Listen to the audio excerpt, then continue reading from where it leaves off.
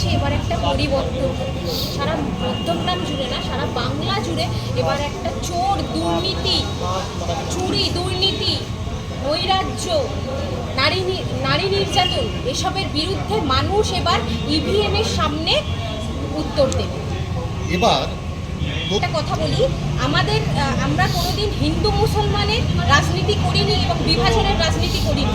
আমাদের দলের চেয়ারম্যান নওশাদ সিদ্দিকী ভাইজান প্রথম থেকে গরিব, আদিবাসী, দলিত, হিন্দু, মুসলমান সকল মানুষের সাথে রয়েছে এবং এসআইআর ক্ষেত্রেও মানুষের সাথে রয়েছে, মানুষের পাশে রয়েছে এবং মানুষ বিবেচনা করবে কারা কারা মানুষের পাশে আছে এবং কারা মানুষের ভোট নিয়ে রাজনীতি করার চেষ্টা করছে। 2016 সালেও আপনারা সংযুক্ত মোর্চার হয়ে লড়েছেন।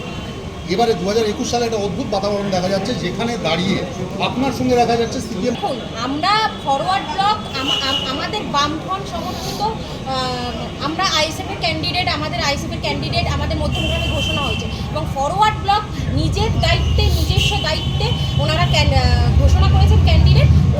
মধ্যমগ্রাম বিধানসভা কেন্দ্রে আমার অ্যাসেম্বলিতে যে যার মতো লড়াই হবে, এর রায় দেবে মানুষ, মানুষ রায় দেবে যে বিজেপিকে দেবে, তৃণমূলকে দেবে, আইএসএফকে দেবে, মানুষ রায় দেবে। এবারে রায়টা হবে অবিশ্বাস্য, মানে মানুষ এবারে যে রায়টা দেবে সেটা অবিশ্বাস্য রায় হবে। কি বলবেন মানুষের? আমার মধ্যমগ্রামবাসীর কাছে একটাই আবেদন, আপনারা এবার নিজেদের ভোট নিজেরা দিতে পারবেন এবং চুরি, দুর্নীতির বিরুদ্ধে এগিয়ে আসুন এবং মধ্যমগ্রাম বিধানসভা কেন্দ্রে বিভিন্ন পঞ্চায়েত এলাকায় দুরবস্থা, সেই অবস্থাকে ভালো করার জন্য এবং মধ্যমগ্রাম গ্রামীণ হাসপাতাল থেকে শুরু করে পৌরসভায় অস্থায়ী কর্মীদের স্থায়ীকরণের দাবি নিয়ে এবং মধ্যমগ্রাম পৌরসভা জুড়ে যা ইনকমপ্লিট কাজ আছে সেগুলোর দাবি তুলব বিধানসভায় গিয়ে এবং সারা মধ্যমগ্রাম মানুষের জন্য যাতে কাজ করতে পারি এবং মধ্যমগ্রামবাসীর মানুষের একটাই ক্ষোভ, বিধায়ক তাদের সাথে দেখা করতে চায় না। বিধায়ক আসে হলো পুজো, কোনো রকম কোনো ফুটবল খেলা এবং পরিষেবার জন্য তিনি পঞ্চায়েতে ঢোকেন না। আমার মধ্যমগ্রামবাসীর কাছে একটাই আবেদন, আমাকে ভোট দেবেন এবং আপনাদের প্রিয়াঙ্কাকে খুঁজতে হবে না, প্রিয়াঙ্কা আপনার বাড়ির সামনে হাজির হবে। মধ্যমগ্রাম ভোট দেবে আপনাদের? এই মিট ভাঙবো কেন? মানুষের জন্য কাজ করতে হবে, মানুষের সাথে যেতে হবে, মানুষের জন্য কাজ করব এবং মানুষের সাথে গিয়ে, মানুষের পাশে গিয়ে বসতে হবে, মানুষের সুখে দুঃখে থাকতে হবে। এইটাই মানুষের সারা মধ্যমগ্রাম জুড়ে এবং পঞ্চায়েত এলাকা জুড়ে মানুষের একটাই ক্ষোভ, আমাদের 3 বারের বিধায়ক আমাদের কাছে আসে না। আপনি তো দীর্ঘদিন প্রচার করছেন, কি সমস্যা আপনার হচ্ছে? সারা মধ্যমগ্রাম পঞ্চায়েত এলাকা জুড়ে হলো রাস্তাঘাটের সমস্যা, জলের সমস্যা, লাইটের সমস্যা এবং বিধায়কের কাছে সার্টিফিকেট আনতে গেলে সকাল থেকে 11টা পর্যন্ত বসে থাকতে হয়, অনেকক্ষণ ধরে বসে থাকতে হয়।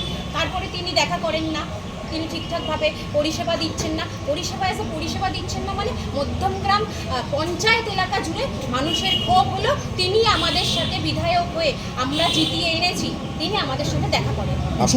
বুথে লোক দিতে পারবেন? অবশ্যই দিতে পারবেন। এসআইআরের প্রভাব, এসআইআরে যে মানুষকে হয়রানি করা হচ্ছে, এটা 2 মাসের মধ্যে শুরু করছে।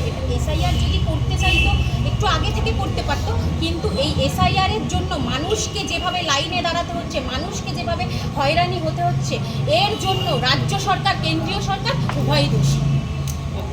আপনি বললেন হতে গেলে তো একটা কারণ লাগবে, সেটা কেন? মানুষের একটা চাপা আবেগ আছে, চাপা রাগ আছে তৃণমূলের প্রতি, এইটা মানুষ এবার ব্যালট বক্সে, সেটা তো বিজেপির দিকেও যেতে পারে বা অন্য দিকেও যেতে পারে। আমি বললাম তো জোটের পক্ষেই এবার মধ্যমগ্রামবাসী থাকবে। তার তো একটা কারণ থাকবে। ওই যে বললাম, মানুষের একটা চাপা রাগ আছে তৃণমূলের প্রতি। তৃণমূলের প্রতি রাগ আছে, সেটা যে আপনার চোর, দুর্নীতির সরকার এবং বিজেপি হলো সাম্প্রদায়িক, হিন্দু মুসলমান করে আমাদের পশ্চিমবঙ্গটাকে ভাগ করতে চাইছে আর আমরা হিন্দু মুসলমানকে এক করতে চাইছি। এই কারণে